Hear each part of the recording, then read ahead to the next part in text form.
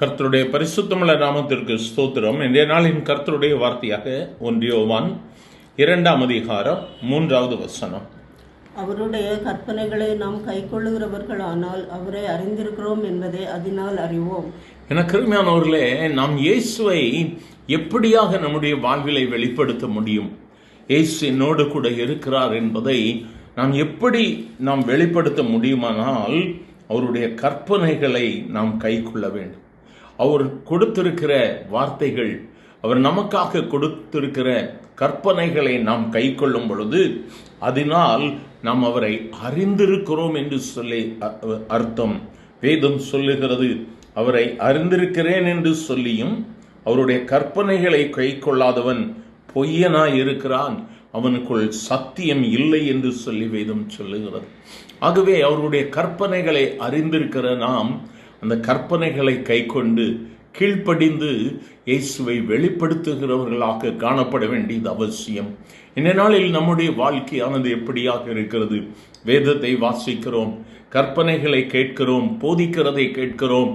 நம் கற்பனைகளுக்கு கீழ்ப்படிந்து நடக்கிறோமா? இயேசு நம்மளை எதிர்பார்க்கிற காரியம் அவருடைய கற்பனைகளை நாம் கை கொள்ளுகிறவர்களாக இருக்க வேண்டும்.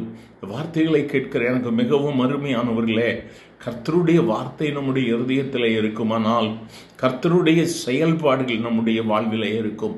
கர்த்தருடைய கற்பனைகள் நம்முடைய இருதயத்தில் பதிந்திருக்குமானால் நம்முடைய வாழ்க்கையின் செயல்பாடுகள் கிறிஸ்துவை பிரதிபலிக்கக்கூடியதாக இருக்கும். இயேசு அதை தான் விரும்புகிறார். அவருடைய கற்பனை நம்முடைய இருதயத்தில் பதிந்திருக்க வேண்டும்.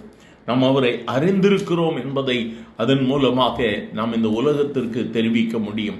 இந்த உலகம் இயேசுவை நம்மிலே காண வேண்டுமானால் நாம் அவருடைய கற்பனைகளை நம்முடைய இதயத்திலே பதித்து கற்பனைகளை பிரதிபலிக்கும் பொழுது இந்த உலகம் இயேசுவை காணும்.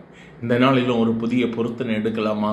இயேசுப்பா, நான் இதிலெல்லாம் குறைவுள்ளவனா இருக்கணும், எந்தெந்த கற்பனைகளை நான் கை கொள்ளாமல் இருக்கிறேனோ அவைகளை கைக்கொள்ள எனக்கு உதவி செய்யும். மனிதனுடைய கற்பனைகளை கை கொள்ளுவது நிமித்தமாய் நாம் எந்த மேன்மையும் பெற்றுக்கொள்ளவே முடியாது. ஆனால் இயேசுவின் கற்பனைகளை கை கொண்டு கீழ்ப்படியும் பொழுது இம்மைக்கும் மறுமைக்கும் அவர் ஆசீர்வாதத்தை கொடுப்பார். இந்த நாளிலும் ஆண்டவர்கிட்ட ஒரு உடன்படிக்கை, ஒரு பொருத்தனை எடுக்கலாமா? இயேசுப்பா, எனக்கு உதவி செய்யுங்க ஆண்டவரே, உங்கள் பொருத்தனைகளில் நான் நிலைத்திருப்பேன், எனக்கு உதவி செய்யுங்க என்று கேட்கும் பொழுது நிச்சயமாக அவர் உங்களுக்கு உதவி செய்வார். எங்கள் அன்பின் ஆண்டவரே, ஆசீர்வதிக்கப்பட்ட இந்த காலை வேளைக்காக நன்றியப்பா. இந்த நாளிலும் நீர் கொடுத்த உம்முடைய வார்த்தைக்காக ஸ்தோத்திரம் ஆண்டவரே. உம்முடைய கற்பனைகளை நாங்கள் கை கொள்ளுகிறவர்களாக, உம்முடைய கற்பனைகளை கை கொண்டு பிரதிபலிக்கிறவர்களாக நீர் எங்கள் ஒவ்வொருவரையும் மாற்ற வேண்டுமா ஜெபிக்கிறோம்ப்பா. உம்முடைய கற்பனைகளை கை கொள்ளும் பொழுது நீர் எங்களுக்குள்ளாக இருக்கிறீர், வாசம் பண்ணுகிறீர் என்பதை அறிந்திருக்கிறோம். இந்த உலகம் எங்களிலே இயேசுவை காணட்டும், இயேசுவை எங்களிலே காணட்டும் ஆண்டவரே. கேட்கிற ஒவ்வொருவரையும் பலப்படுத்தும்.